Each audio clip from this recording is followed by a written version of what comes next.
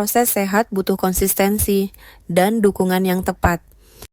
Gitu kan? Soal Ozempic, Dok. Ya. Ini lagi tren sejak beberapa tahun belakangan dan Indonesia pun sudah banyak orang yang melakukan gitu. Apa sih sebenarnya Ozempic dan resikonya kayak gimana? Oke, ya aku nggak akan nyebut merek ya. Jadi aku akan bilang ini isinya adalah semaglutide.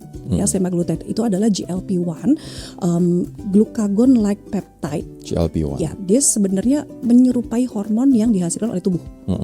Ya, dia suntikan bentukannya. Fungsinya sebenarnya yang pertama memang ditujukan untuk mengatur gula darah. Katanya ini untuk pasien diabetes. Betul. Tapi sekarang dari PNPK yang terbaru memang semaglutide bisa ditujukan untuk terapi obesitas. Oke. Memang bisa, ya. Karena kenapa? Yang pertama, dia bisa merangsang pankreas untuk menghasilkan insulin. Terus dia bisa bikin resistensi yang terjadi berkurang. Terus dia bisa bikin keinginan makan di otak nih diturunin. Jadi keinginan orang ya udah cukup kenyang.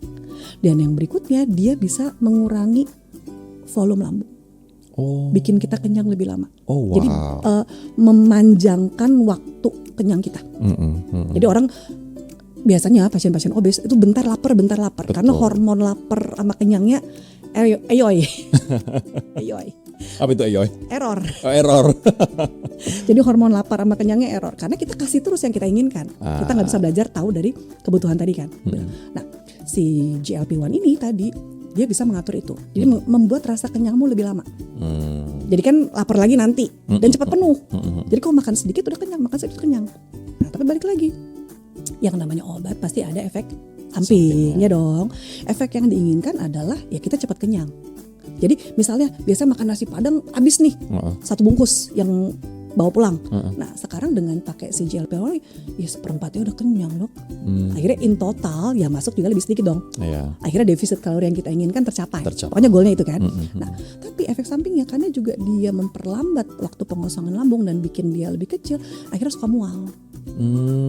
Mual. Dan itu bisa parah mualnya? Tergantung orang. Tergantung dosis.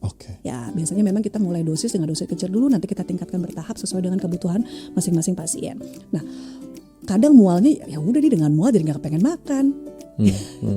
Jadi sebagai dipakai efeknya untuk orang jadi nggak kepengen makan. Jadi trick our mind, trick our body untuk mengurangi makan. Untuk merasa cukup. Untuk merasa cukup. Iya, tapi balik lagi, lapar nggak lapar begitu udah jamnya makan, kalau aku sih tetap harus makan. Karena badan butuh kan. Saya bilang tadi kan badan tetap butuh nutrisi.